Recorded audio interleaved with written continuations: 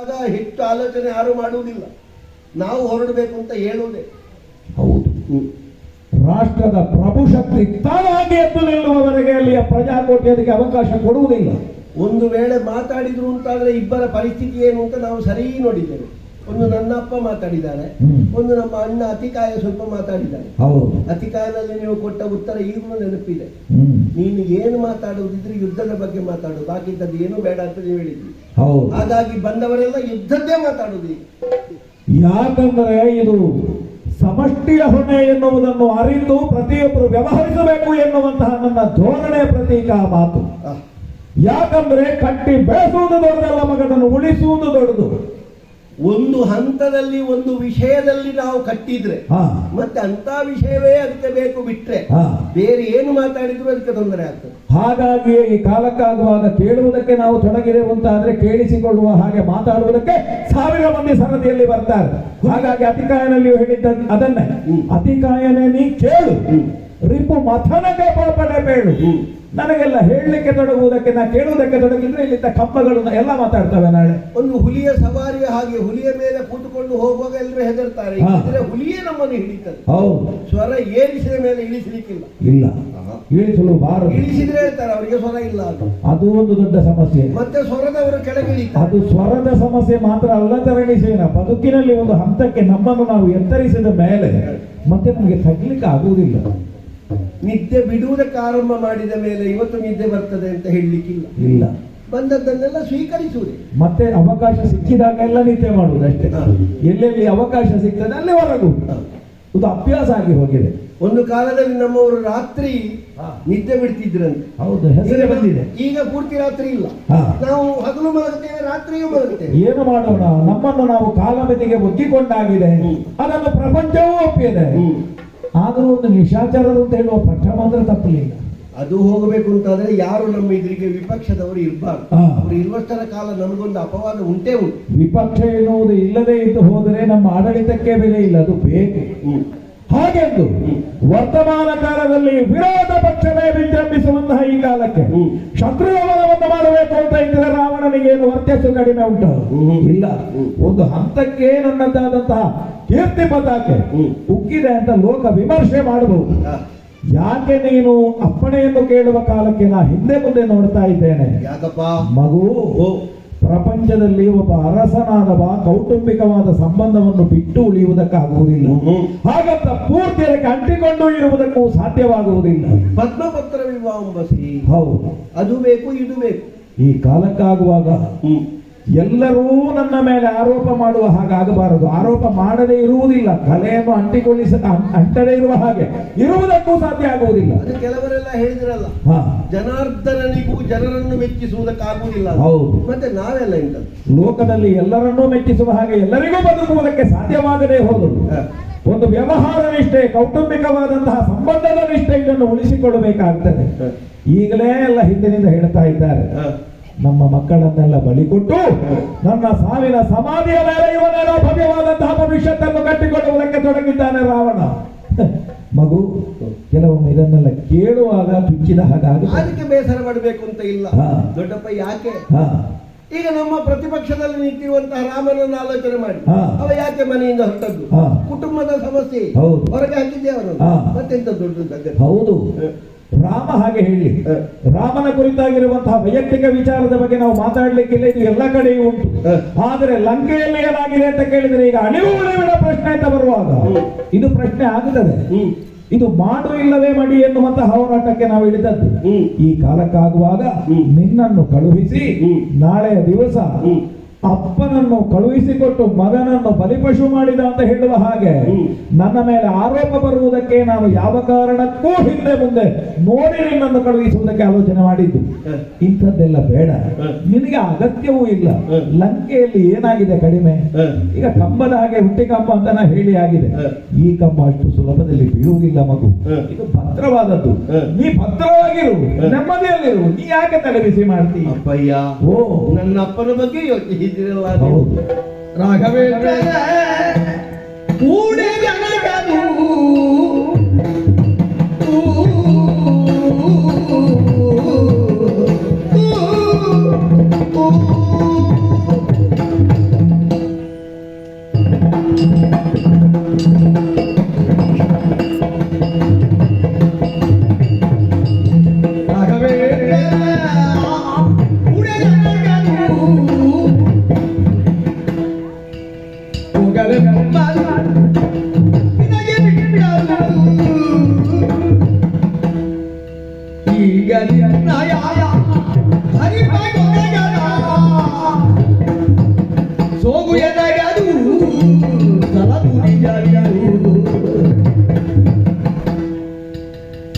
ಬೇಡ ಕೂಡ ನನಗಾಯು.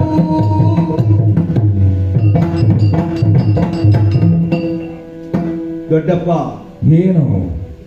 ಯಾವುದೇ ಒಂದು ಸ್ವಾರ್ಥದ ಲಾಲಸೆ ಇಲ್ಲದೆ ಆ ಕನಕಲಂಕೆಯನ್ನು ಕಟ್ಟಿ ಬೆಳೆಸಿದಂತಹ ಧೀರೋದ್ಧಾತರು ತಾವು.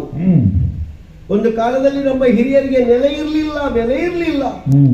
ಹರಿಯ ಚಕ್ರಾಘಾತಕ್ಕೆ ಒಳಗಾಗಿ ಎಲ್ಲಿಯೋ ಓಡಿ ಬದುಕಬೇಕಾದಂತಹ ಸ್ಥಿತಿ. ಪಾತಾಳದ ಗಡಿಯಲ್ಲಿಯೇ ಅವಿತು ಕುಳಿತುಕೊಂಡದ್ದು. ಮರುಸ್ಥಾಪನೆಯಾಗಬೇಕು ಅಂತಾದ್ರೆ ನಮ್ಮ ಅಜ್ಜಿಯ ತ್ಯಾಗ ಏನು, ಬಲಿದಾನ ಏನು ಅಂತ ನಾನು ಬಲ್ಲೆ.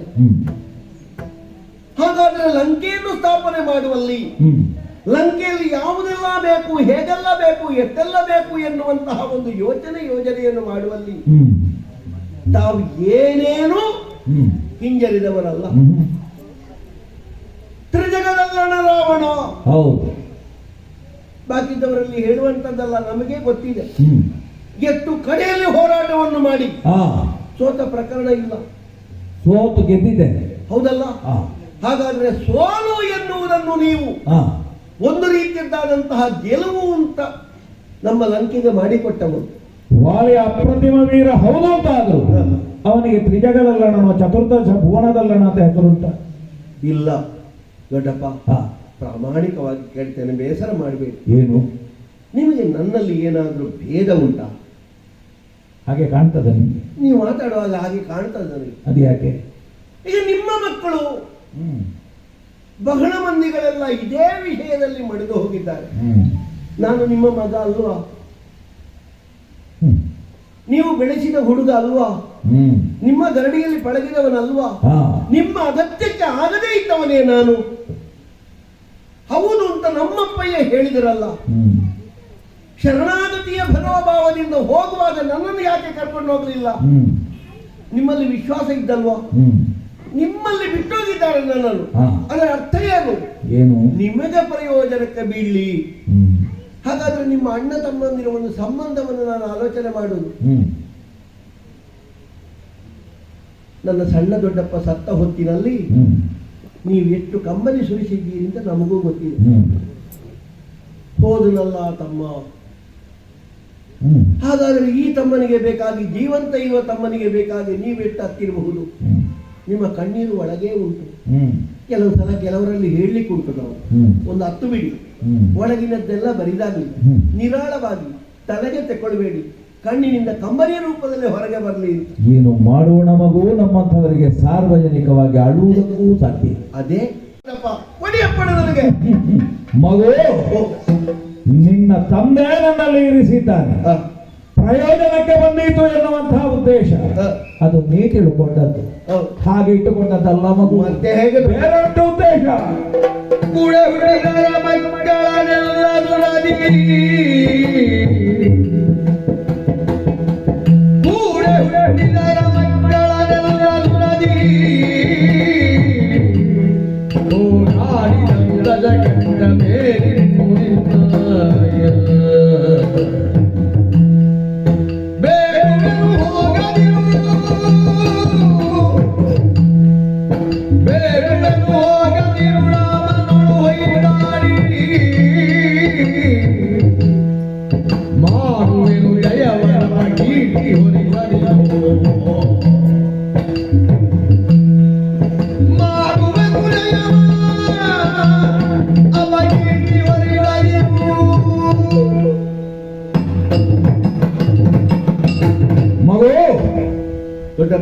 ಲಂಕೆಯಂತಹ ಸಾರ್ವಭೌಮತೆಯನ್ನು, ಅಖಂಡತೆಯನ್ನು ಉಳಿಸುವುದಕ್ಕೆ ನಾವೆಲ್ಲರೂ ಹೊಣೆಗಾರರು ಎನ್ನುವುದು ಸತ್ಯ. ಹಾಗೆಂದು ಯುದ್ಧ ಭೂಮಿಗೆ ತೆರಳಿದಂತಹ ಪ್ರತಿಯೊಬ್ಬರೂ ಕೂಡ ಈ ರಾಷ್ಟ್ರಕ್ಕಾಗಿ ನಾವು ಹೋರಾಟ ಮಾಡ್ತೇವೆ ಎನ್ನುವಂತಹ ಭಾವದಿಂದಲೇ ಹೋಗಿ ಆತ್ಮಾರ್ಪಣೆಯನ್ನೇ ಮಾಡಿದ್ದಾರೆ. ಹೇಳುವುದಕ್ಕಾಗ್ತದೆ, ಎಲ್ಲ ವೀರಸ್ವರ್ಗವನ್ನು ಸೇರಿದರು. ಮಗು, ಆ ಸಾಲಿಗೆ ನೀನೂ ಸೇರಿಕೊಳ್ಳುವುದಕ್ಕೆ ಮುಂದಾಗುತ್ತಾ ಇದ್ದಿ. ಇಲ್ಲಿಂದ ಹೊರಟು ಹೋಗುವಂತಹ ಕಾಲಕ್ಕೆ ವಿಭೀಷಣ ಕರುಳು ಕತ್ತರಿಸಿತ್ತು ಮಗು. ಆದರೆ ವ್ಯಾವಹಾರಿಕವಾಗಿ ಅದನ್ನು ತೋರಿಸಿಕೊಳ್ಳುವುದಕ್ಕೆ ಸಾಧ್ಯವಾಗಲಿಲ್ಲ. ಹಾಗಂತ ರಾಷ್ಟ್ರದ ದೃಷ್ಟಿ ಬರುವಾಗ ನಮ್ಮ ಸಂಬಂಧವನ್ನು ಕಡಿದುಕೊಳ್ಳಬೇಕಾದ ಅನಿವಾರ್ಯತೆ ಬಂತು ಎನ್ನುವ ಕಾರಣಕ್ಕಾಗಿ ಹೋಗು ಅಂತ ಹೇಳಿದೆ. ಹೋಗುವಾಗ 4 ಜನರನ್ನು ಕರ್ಕೊಂಡು ಹೋದ, ಹ್ಮ್. ಆದ್ರೆ ಹೆಂಡತಿ ಮಕ್ಕಳನ್ನು ಕರ್ಕೊಂಡು ಹೋಗ್ಲಿಲ್ಲ. ಇಲ್ಲ, ಅವರಿಗೆ 4 ಜನ ಸಾಕು ಅಂತ ಆಯ್ತಾ ಏನು? ಕಡೆಗೂ 4 ಜನ ಬೇಕಲ್ಲ. ಅದಕ್ಕಾಗಿ ಹೋದನು. ಅಲ್ಲ, ಇಲ್ಲಿ 4 ಜನ ಹೊರುವುದಕ್ಕೆ ಕಡಿಮೆ ಆದರೂ ಆಕ್ಷೇಪ ಇಲ್ಲ. ಇಲ್ಲಿ ಒಂದು 4 ಜನ ಹೆಚ್ಚಿಗೆ ಇದ್ದಾರೆ, ಉಳಿಯುವವರು ಉಳಿಯುತ್ತಾರೆ, ಅದನ್ನು ಆ ರಕ್ಷಣೆಯ ಹೊಣೆ ನಮ್ಮ ಅಣ್ಣನಿಗೆ ಉಂಟು ಎನ್ನುವಂತಹ ಭಾವದಿಂದ ಇಲ್ಲಿ ಜನ ಕಡಿಮೆ ಆಗ್ಲಿಕ್ಕಿಲ್ಲ ಅಂತ ಹೇಳುವುದಕ್ಕಾಗಿಯೇ 4 ಜನರನ್ನು ಹಿಡ್ಕೊಂಡು ಹೋದನು.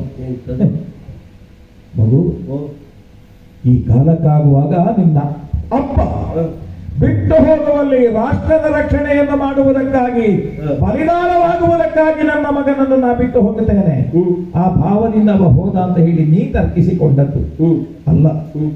ಲಂಕೆ ಎನ್ನುವುದು ಇವತ್ತಿನವರೆಗೆ ಭದ್ರವಾಗಿ ಅಭೇದ್ಯವಾಗಿ ಉಳಿದಿದೆ ಅಂತಾದ್ರೆ ಅದಕ್ಕೆ ಕಾರಣವಾದದ್ದು ಈ ರಾವಣನದ್ದಾದಂತಹ ರಕ್ಷಾ ಕವಚ. ಅದರಲ್ಲಿ ಯಾರಿಗೂ ಯಾವ ನೆಲೆಯಿಂದಲೂ ಕೂಡ ಅಭದ್ರತೆ ಎನ್ನುವುದಿಲ್ಲ, ರಕ್ಷೆ ಉಂಟು ಎನ್ನುವಂತಹ ವಿಶ್ವಾಸ.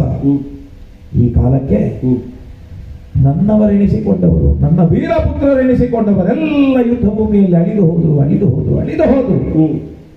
ಆದ್ರೆ ಅವರೆಲ್ಲ ಹೋಗುವ ಕಾಲಕ್ಕೆ ಕಂಬನಿಯನ್ನು ಮಿಡಿದು ತಮ್ಮ ಅಂತರಂಗವನ್ನು ಹೇಳಿಕೊಳ್ಳುವುದಕ್ಕೆ ಹತ್ತಿರದಲ್ಲಿಯೇ ತಂದೆ ತಾಯಿಗಳಿದ್ದು ಯಾವ ಕರ್ತವ್ಯವನ್ನಾದರೂ ಮಾಡಿ ಹೋಗುವಂತಹ ಕಾಲಕ್ಕೆ ತಮ್ಮ ಭಾವನೆಗಳನ್ನು ವ್ಯಕ್ತಪಡಿಸುವಲ್ಲಿ ಏನು ಒಂದು ರೀತಿಯ ಚಿಂತೆ ಇಲ್ಲದೆ ನಿರ್ಭೀಡೆಯಿಂದ ಹೇಳುವುದಕ್ಕೆ ಸಂಸಾರ ಜೊತೆಗಿದ್ದಾಗ ಮಾತ್ರ ಸಾಧ್ಯವಾಗ್ತದೆ. ಆದ್ರೆ ಇವತ್ತಲ್ಲಿ ಹೋದಂತಹ ನನ್ನ ತಮ್ಮ ಆಂತರಿಕವಾಗಿ ಒಂದು ರೀತಿಯಲ್ಲಿ ನೆಮ್ಮದಿಯಿಂದ ಇದ್ದಾನು. ಯಾಕೆ ಅಂತ ಕೇಳಿದ್ರೆ ಅಲ್ಲಿ ರಾವಣ ಇದ್ದಾನೆ, ನನ್ನ ಮಕ್ಕಳಿಗೆ ಏನಾಗ್ಲಿಕ್ಕಿಲ್ಲ, ನನ್ನ ಹೆಂಡತಿಗೆ ಏನಾಗ್ಲಿಕ್ಕಿಲ್ಲ, ಈ ಭಾವವನಲ್ಲಿ ಇದ್ದೀತು. ಈ ಕಾರಣಕ್ಕಾಗಿ ಹೇಳ್ತಾ ಇದ್ದೇನೆ, ಉಳಿದ ಮಕ್ಕಳನ್ನೆಲ್ಲ ಬಲಿ ಕೊಟ್ಟ ಹಾಗೆ ನಿನ್ನನ್ನು ಕಳುಹಿಸಿಕೊಡುವುದಕ್ಕಾಗುವುದಿಲ್ಲ. ಯಾಕೆ ಅಂತ ಕೇಳಿದರೆ ಅವ ಹೋದ ಎನ್ನುವ ಕಾರಣಕ್ಕಾಗಿ ಅವನನ್ನು ಹಾಗೆಯೇ ನೆಲೆಯಿಂದ ನಾ ಕಾಣುವುದಕ್ಕಾಗುವುದಿಲ್ಲ. ಎಷ್ಟೇ ದ್ವೇಷ ಇರಲಿ, ಎಷ್ಟೇ ನಮ್ಮಲ್ಲಿ ವೈರ ಇರಲಿ, ಈ ಸಂಬಂಧವನ್ನು ಅಣ್ಣ ತಮ್ಮ ಅಕ್ಕ ತಂಗಿ ಇದನ್ನೆಲ್ಲ ಬಿಟ್ಟು ಬಿಡುವುದಕ್ಕೆ ಸಾಧ್ಯವಾಗುವುದಿಲ್ಲ. ಆ ಕಾರಣಕ್ಕಾಗಿ ಈ ಕಾಲಕ್ಕೆ ಅವನ ಮಗನಾದಂತಹ, ನನ್ನ ತಮ್ಮನ ಮಗನಾದಂತಹ, ಅಲ್ಲ ನನ್ನ ಮಗನಾದಂತಹ ನಿನ್ನನ್ನು ಉಳಿದವರನ್ನು ಕಳುಹಿಸಿಕೊಟ್ಟ ಹಾಗೆ ಕಳುಹಿಸಿಕೊಟ್ಟೆ ಅಂತಾದ್ರೆ ನಾನಾಗಿ ನಿನ್ನನ್ನು ಬಲಿಪಶು ಮಾಡಿದೆ ಅಂತ ನಾಳೆಯ ದಿವಸ ಲೋಕ ನನ್ನ ಮೇಲೆ ಆರೋಪವನ್ನು ಮಾಡುವುದಕ್ಕೆ ಬರ್ತದೆ. ಆ ಕಾರಣಕ್ಕಾಗಿ ಹೇಳ್ತೇನೆ ಮಗು, ಅವ ಹೋದ ಎನ್ನುವ ಕಾರಣಕ್ಕಾಗಿ ನಿನ್ನ ಮೇಲೆ ನನಗೆ ಪ್ರೀತಿ ಇಲ್ಲ ಅಂತ ನೀ ತಿಳ್ಕೊಂಡಿದ್ಯೋ, ನೀ ನನ್ನ ಮಗನೇ ಮಗು. ಹಾಗಾಗಿ ಹೇಳ್ತೇನೆ, ಇದರ ಬಗ್ಗೆ ನೀ ಆಲೋಚಿಸಬೇಡ, ಅಂತರಂಗದಲ್ಲಿ ನೀ ಕೊರಗಬೇಡ. ನಾನು ಮೌನವಾಗಿ ಎಲ್ಲಿಯಾದ್ರೂ ದೂರ ಇದ್ದರೆ ಎಲ್ಲಿ ನನ್ನದಾದಂತಹ ರಾಷ್ಟ್ರ ಭಕ್ತಿಗೆ ಚ್ಯುತಿ ಬರ್ತದೆ. ಅಲ್ಲ ದೊಡ್ಡಪ್ಪ ಏನಾದ್ರೂ ಆಲೋಚನೆ ಮಾಡಿದ್ರೆ ಅಪ್ಪ ಅಲ್ಲಿ ಹೋಗಿದ್ದಾನೆ, ಅದಕ್ಕೆ ಬೇಕಾಗಿ ನಾ ಇಲ್ಲಿ ಸುಮ್ಮನೆ ಕೂತ್ಕೊಳ್ತೇನೆ, ಹಾಗೆ ಕೂತರೆ ಏನಾದ್ರೂ ದೊಡ್ಡಪ್ಪ ತಪ್ಪು ತಿಳ್ಕೊಂಡಾರು, ಆ ಮನಸ್ಸಿನ ಭಾವನೆಯೇ ಬೇಡ ಮಗು. ನಿನಗೆ ನಾನಿದ್ದೇನೆ, ಈ ಲಂಕೆಗೆ ನಾನಿದ್ದೇನೆ, ಹೋಗಬೇಡ ಮಗು. ಕಳುಹಿಸಿ ಕೊಡುವುದಕ್ಕೆ ಬರುವುದಿಲ್ಲ, ಮನಸ್ಸು ಬರುವುದಿಲ್ಲ. ತಾತ ಏನು ತಾತಲಾಲಿಯು ನೀನು ಬೇಡ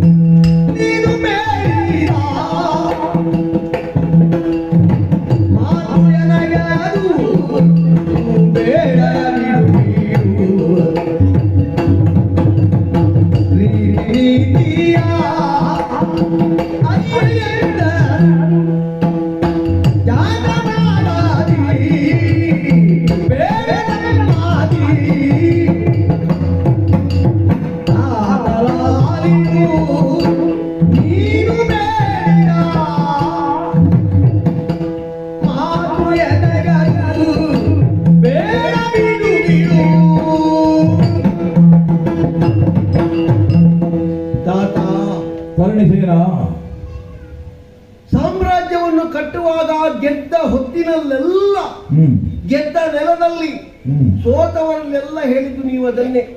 ತಾತ ಏನುಂಟು ತಗೊಳ್ಳುವ, ಪ್ರಪಂಚದಲ್ಲಿ ಶ್ರೇಷ್ಠವಾದದ್ದೆಲ್ಲ ಲಂಕೆಯಲ್ಲಿರ್ಬೇಕು. ತಾತ ಹೌದಲ್ಲ ನೀವು? ನಾನೇ ಹೇಳ್ತೀರಿ ನಿನಗೇನು ದೋಷ ಬರುವುದಿಲ್ಲ ಮಗ, ನಿನ್ನನ್ನು ಯಾರು ದೂರುವವರಿಲ್ಲ, ನೀನು ಇಲ್ಲಿರು, ಹೌದು, ಯಾರು ಹೋದ್ರು ನೀನು ಉಳಿಲಿಕ್ಕಿದ್ದವ, ಉಳಿಬೇಕು. ಹೌದಾ? ಅದು ನೀವು ಹೋದ ಮೇಲೆ ನಾನು ಬದುಕಬೇಕಾ? ನಿಮ್ಮ ಸಾವನ್ನು ನಾನು ಕಾಣಬೇಕಾ? ನಿಂತ ನೀರಾಗಬಾರದಲ್ಲ. ಅದಕ್ಕಿಂತ ಯಾವತ್ತಿದ್ದರೂ ನಮ್ಮ ಬದುಕೆನ್ನುವುದು ಹರಿಯುವ ನೀರು. ಹಾಗಿದ್ರೆ ನಮ್ಮ ವಂಶವಲ್ಲರಿ ಎನ್ನುವುದು ಪಲ್ಲವಿಸಲೇಬೇಕು. ಒಂದೇ ನೆಲೆಯಿಂದ ಒಂದು ಬಳ್ಳಿಯಲ್ಲಿ ಆ ಮೊದಲು ಹುಟ್ಟಿದ ಎಲೆ ಅದು ಮತ್ತೆ ಹೋಗ್ಬೇಕು, ಮತ್ತೆ ಹೊಸ ಎಲೆ ಎನ್ನುವುದು ಬರಬೇಕು. ದೊಡ್ಡಪ್ಪ, ಓ, ಹೇಳ್ತೀರಿ ನೀವು ನಿತ್ತ ನೀರಾಗಬಾರದು, ಹರಿಯುವ ತೊರೆಯಾಗಬೇಕು. ಹೌದು. ಹಾಗಾದ್ರೆ ನೀವು ಹರಿತಾ ಹರಿತಾ ಹೋಗುವುದು. ಹೌದು. ನಾನು ಬನ್ನಿ, ಹಿಂದಿನಿಂದ ಬನ್ನಿ. ಅಲ್ಲ, ಎಲ್ಲಿಂದ ಬಂದ್ರು ಹೊರಟ ಮೇಲೆ ಅಲ್ಲಿಗೆ ಹೋಗುದಲ್ಲ. ಇರ್ಲಿ, ಈಗ ನಾವಿರುವಾಗ ಬೇಡ ಅಂತ. ಇಲ್ಲ, ನೀವು ಇರುವಾಗಲೇ ಬೇಕು. ಯಾಕೆ? ರಾವಣ ಸಂಪಾದಿಸಿದ್ದೆಲ್ಲ ರಾವಣನಿಗೆ ಬೇಕು. ರಾವಣ ಇರುವಾಗ ಬೇಕು, ರಾವಣ ಇಲ್ಲದಿರುವಾಗ ಯಾವುದು ಬೇಡ. ಬೇಡ, ಹೋಗ್ಲಿ.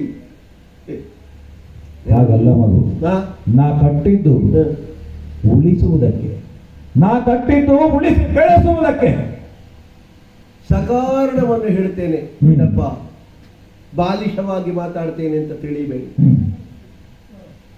ನಮ್ಮ ಸಣ್ಣ ದೊಡ್ಡಪ್ಪನ ಮಕ್ಕಳಾದಂತಹ ಕುಮ್ಮರು ಯುದ್ಧಕ್ಕೆ ಹೋದರು. ನೆನಪುಂಟು. ಸತ್ತ ಕಾಲದಲ್ಲಿ ನಮ್ಮ ದೊಡ್ಡಮ್ಮ ಹೇಳಿಲ್ವಾ, ಮಕ್ಕಳನ್ನು ಮುಖ್ಯದಿಂದ. ಆಗ ನೀವು ವಿಚಲಿತರಾದ್ರ? ಇಲ್ಲ. ನಮ್ಮ ಅಣ್ಣ ಅತಿಕಾಯ ಹೋದ. ನಮ್ಮ ಮತ್ತೊಬ್ಬಳು ದೊಡ್ಡಮ್ಮ ಧಾನ್ಯಮಾಲಿನಿ ದೇವಿ ನಿಮ್ಮಲ್ಲಿ 10 ಗೋಳಾಡ್ಲಿಲ್ವೇ? ಗೋಳಾಡಿದ್ದಾಳೆ. ಬಿಟ್ಟ ಬಂಡೆಯ ರಾವಣ. ಅತಿಕಾಯ ಕಾಳಗದ ಕಡೆಯಲ್ಲಿ ಬಂದ ರಾವಣನ ದೃಶ್ಯವೇ ಬೇರೆ. ವಿಚಲಿತರಾಗಿದ್ದೀರಾ ನೀವು? ಸರಿಷ್ಟಿರ್ತೇನೆ ಅಂತ ತರಬೇಕಾದ್ರು. ಹಾಗಾದ್ರೆ ಈಗ ನಾನು ಹೊರಡ್ತೇನೆ ಅಂತ ಹೇಳುವಾಗ ಯಾಕೆ ನೀವು ಬೇಡ ಅಂತ ಹೇಳುದು? ಅದು ನನಗೆ ಒಗಟಾಗಿರುವುದು. ನನಗೆ ಗೊತ್ತುಂಟು, ನಾನು ನಿಮ್ಮ ತಮ್ಮನ ಮಗ, ಅದರಲ್ಲಿಯೂ ನಿಮ್ಮನ್ನು ಬಿಟ್ಟೋದವನ ಮಗ.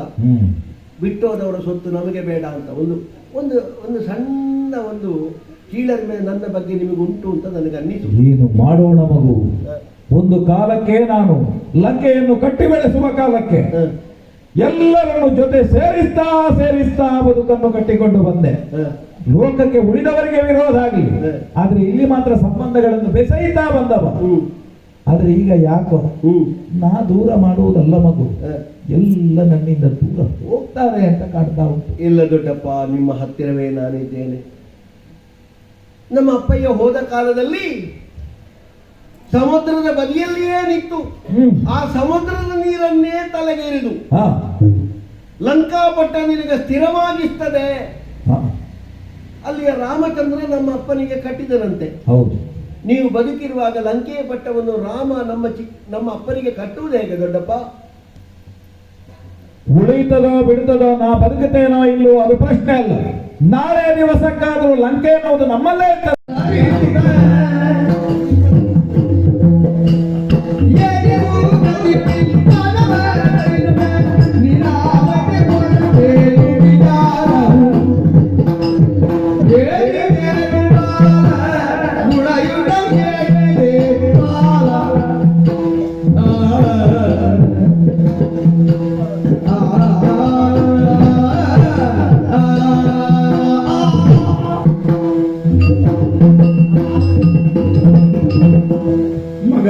ಅಮ್ಮ, ಇವತ್ತು ನೀನು ಹೇಳಿದ್ದನ್ನೆಲ್ಲ ಕೇಳ್ತೇನೆ, ನೀನು ಹೇಳಿದಷ್ಟು ಹೊತ್ತು ಕೂತ್ಕೊಳ್ತೇನೆ ನನ್ನ ಮಾತಿನಲ್ಲಿ ಬಹಳ ಕಾಲದಿಂದ ಅಗಲಿದ ತಾಯಿಯನ್ನು ಕಂಡು ಮಾತನಾಡುವಂತಹ ಮಹತ್ವಾಕಾಂಕ್ಷೆ ನಿನ್ನಲ್ಲಿ ಅದೆಷ್ಟಿದೆ ಎಂಬುದನ್ನು ನಾನು ಗಮನಿಸಿದೆ. ಯಾವಾಗಲೂ ನಿನ್ನಲ್ಲಿ ಮಾತಾಡಬೇಕು ಅಂತ ಅನ್ನಿಸುವುದಮ್ಮ. ಏನು ಮಾಡುವುದು? ಇತ್ತೀಚೆಗೆ ಸಾಧಾರಣ 10-11 ತಿಂಗಳಾಯ್ತು ನೀವು ಸಿಕ್ಕುವುದೇ ಇಲ್ಲ. ಅದೇ ವಿಧಿ ಬರಗವನ್ನು ಮೀರುವುದಕ್ಕಾಗ್ತದೆ ಹೇಳು. ನೀನು ಸೀತಾದೇವಿಯೊಟ್ಟಿಗೆ ಇರುವುದು ಅಶೋಕಾವರದಲ್ಲಿ. ಹೌದು, ನಾನು ನನ್ನಷ್ಟಕ್ಕೆ. ಅದೇ ನಾನು ಇಲ್ಲಿದ್ದೇನೆ, ನಿನ್ನ ಅಪ್ಪ ಅಲ್ಲಿದ್ದಾರೆ, ನೀನು ದೊಡ್ಡಪ್ಪನ ಜೊತೆ ಇಲ್ಲೇ ಇದ್ದೀಯ. ಹಾಗಾಗಿ ಬಂದಾಗಲೇ ಇನ್ನು ಈ ಸಿದ್ಧತೆಯನ್ನು ಗಮನಿಸಿ ಒಂದು ಸಲ ಕೂತ್ಕೊಳ್ತೀಯ ಮಗನೇ ಅಂತ ನಾನು ಕೇಳಿದೆ. ಮತ್ತು ನನಗೆ ದೊಡ್ಡ ದುಃಖ ಆಗುವುದಿಲ್ಲ. ನಾನು ಮೊದಲಿಂದಲೇ ದೊಡ್ಡಮ್ಮನ ಕೈ ತುತ್ತು ತಿಂದವ. ಹೌದು, ನಾನು ಬರುವಾಗ ಹೋಗುವಾಗ ನನಗೇನು ಬೇಕು ಬೇಡ ಎನ್ನುವುದನ್ನು ದೊಡ್ಡಮ್ಮ ಕೇವಲ ನನ್ನ ಭಾವದಿಂದಲೇ ಅರ್ಥ ಮಾಡಿಕೊಡ್ತಾರೆ. ನನ್ನನ್ನು ಆಕ್ಷೇಪಿಸಿ ಹೇಳ್ದಲ್ವಲ್ಲ, ಅಲ್ಲಪ್ಪ, ಅಮ್ಮ ಕೊಡ್ಲಿಲ್ಲ ಅನ್ನೋದು ಕಾರಣ ಅಲ್ಲ, ದೊಡ್ಡಮ್ಮನಿಗೆ ಅಷ್ಟು ಪ್ರಿಯ ಮಗನಾಗಿದ್ದೀನಿ ನೀನು ಅಂತ ಅದರ ಅರ್ಥ. ಮತ್ತೆ ನೀನು ಒಂದೇ ಹೆತ್ತದ್ದು ನೋಡು, ದೊಡ್ಡಮ್ಮ ಬಹಳ ಹೆಚ್ಚಿದ್ದಾರೆ, ಅವರಿಗೆ ನಿನಗಿಂತ ಹೆಚ್ಚು ಅನುಭವ ಉಂಟು. ಏನಪ್ಪ ಹೆತ್ತ ತಾಯಂದಿರಿಗೆ ಅನುಭವ ತುಂಬಾ ಅಲ್ವಮ್ಮ. ಒಂದೇ ಮಗು ನನಗಾದ್ರೂ ಸಹ ಮಗನು ನನ್ನಲ್ಲೇ ಇಟ್ಟುಕೊಳ್ಳಿಕ್ಕೆ ಯೋಗ ನನ್ನಲ್ಲಿ ಎಷ್ಟು ಉಂಟು ಅಲ್ವಾ? ಹಾಗಾಗಿ ಈ ಪರಿಸರಕ್ಕೆ ಸಂಬಂಧಿಸಿ ಇಲ್ಲಿಯ ಮಾತುಗಳನ್ನು ಕಿವಿಯಲ್ಲಿ ತುಂಬಿಸಿಕೊಂಡು ನಾನು ನಿನ್ನ ಬರೋಣ ಸಮಯದಲ್ಲಿ ಕಣ್ಮುಚ್ಚಿ ರಾಮಧ್ಯಾನದಲ್ಲಿ ಐಕ್ಯರಾಗಿತ್ತು. ಸ್ವರ ಕೇಳಿದಾಕ್ಷಣವೇ ಕಣ್ತೆರೆದು ನೋಡಿದೆ ಮಗನೇ, ಇಷ್ಟು ಕಾಲವು ನೋಡದಿದ್ದಂತಹ ವಿಶೇಷವಾದ ಒಂದು ವೇಷಧಾರಿಯಾಗಿದ್ದೀನಿ ನೀನು. ಹೌದು, ಹೌದಾ? ನೀನು ಇಷ್ಟು ದೊಡ್ಡ ವೇಷಧಾರಿ ಆಗ್ತಿದ್ದ ನಾನು ಗ್ರಹಿಸಿದ್ದೀರಿ. ಇವತ್ತು ಆವೇಶ ಉಂಟಮ್ಮ. ಹೌದು, ಇವತ್ತು ಆವೇಶ ಉಂಟು. ಆವೇಶ ಯಾಕೆ ಬರುದು? ಈ ವೇಷ ಧರಿಸಿದ್ರೆ ಮತ್ತೆ ಆವೇಶವೇ ಬರುದು ತಾನೆ. ಹೌದು, ಕೈಯಲ್ಲಿ ನಿನ್ನ ಎತ್ತರಕ್ಕೆ ಅನುಕೂಲವಾದಂತಹ ಧನುಸ್ಸನ್ನು ಹಿಡಿದುಕೊಂಡು ಅದಕ್ಕೆ ತೊಡಕ್ಕಾಗಿ ಅಣಿಯಾಗಿಸಿರುವಂತಹ ಆಯುಧವನ್ನು ಧರಿಸಿಕೊಂಡು ಎದೆಗೆ ಕವಚವನ್ನು ಅವಚಿ ರಥವನ್ನು ಏರಿ ವೀರ ಯೋಧನಪ್ಪನ ಹೊರಡುವಂತಹ ಯುದ್ಧ ಕ್ಷೇತ್ರಕ್ಕೆ ನಾನು ಹೋಗುವವನೇ ಎನ್ನುವ ಸೂಚನೆಯನ್ನು ನೀಡುತ್ತಿರುವಂತಹ ನಿನ್ನನ್ನು ನಿನ್ನ ಎತ್ತ ತಾಯಿಯಾಗಿ ನನ್ನ ಕರುಳನ್ನು ನಾನು ಕೈಯಲ್ಲಿ ಪಿಡಿದ ವಿಷಯವನ್ನು ತಿಳಿದಕ್ಕೆ ಅಪೇಕ್ಷಿಸಿದ್ರೆ ಅಪರಾಧವಾದಿತ್ಯ ಮಗನೇ. ಅಯ್ಯೋ, ನೀನ್ ಏನು ಮಾತಾಡಿದ್ರು ಅಪರಾಧ ಇಲ್ಲ. ಈಗ ಎಷ್ಟು ಸಮಯ ಆಯ್ತು ಮಾಡಿಸಿ, ನಾನದನ್ನು ಹಾಕಿಕೊಳ್ಳಿಲ್ಲ ಅಷ್ಟೇ, ಸಂದರ್ಭ ಬರಲಿಲ್ಲ. ಒಂದು ಸಂದರ್ಭ ಬಂದಿದೆ, ಸರಿ, ಇದು ನನಗಾಗೇ ತಯಾರು ಮಾಡಿದ ಬಿಲ್ಲು, ಶಿರಸ್ಥಾನ ಕವಚ ಎಲ್ಲ ಹೊಲಿದು ಕೊಟ್ಟವರಿದ್ದಾರೆ. ಹೌದು, ನಿನಗಾಗಿಯೇ ತಯಾರು ಮಾಡಿದ್ದು ಎನ್ನುವುದು ನನಗೂ ಗೊತ್ತು. ಸಿದ್ಧವಾದ ಇವತ್ತಲ್ಲ, ಈ ಲಂಕೆಯಲ್ಲಿ ನಿನ್ನ ದೊಡ್ಡಪ್ಪನ ಎಲ್ಲಾ ವ್ಯವಸ್ಥೆಗಳು ಮೊದಲಿಂದಲೇ ಇದ್ದದ್ದು, ಅದನ್ನೆಲ್ಲ ನಾವು ನೋಡಿ ತಿಳ್ಕೊಂಡವರು. ಆದ್ರೆ ನಿನಗಾಗಿಯೇ ತಯಾರಿಸಿದಂತಹ ಬಿಲ್ಲನ್ನು ನೀನು ಕೈಯಲ್ಲಿ ಧರಿಸಿಕೊಂಡು ವೀರಾವೇದದಿಂದ ಮಾತೆಯ ಬಳಿಗೆ ಬಂದುದು ಯಾಕೆ? ಗರಡಿ ಶಾಲೆಯೇ ಮನೆಯ ಅಂಗಳದಲ್ಲಿರುವಾಗ ಇಲ್ಲ, ಆ ಮನೆಯ ಮಕ್ಕಳು ಕಲಿಯಿಲ್ಲ ಅಂತ ಹೇಳಿದ್ರೆ ಅವುಗಳು ಮೂರ್ಖರು ಅಂತಾರೆ. ಹೌದು, ಅಂಗಳದಲ್ಲೇ ವಾಹನ ಇರುವಾಗ ತಿರಿಗೆ ಗೊತ್ತಿಲ್ಲ ಅಂತಾದ್ರೆ ಜನ್ಮದಲ್ಲಿ ಅವುಗಳು ಉದ್ಧಾರ ಆಗುದಿಲ್ಲ ಅಂತಾರೆ. ಆದರೆ ಒಂದು ಮಗನೇ, ಇದ್ದದ್ದನ್ನೆಲ್ಲ ಅನುಭವ ಮಾಡಿಕೊಳ್ಬೇಕು ಅಂತಾದ್ರೆ ಕ್ಷೇತ್ರದಲ್ಲಿ ಕಾಣಿಸಿದ ನಿನ್ನದ್ದಾದಂತಹ ಕೈಚಳಕವನ್ನು ನಾನು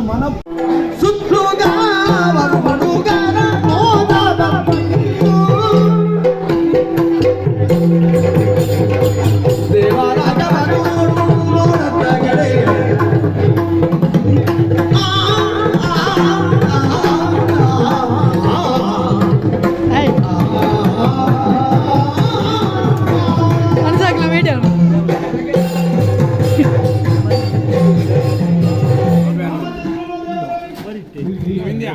Kita lepas rotan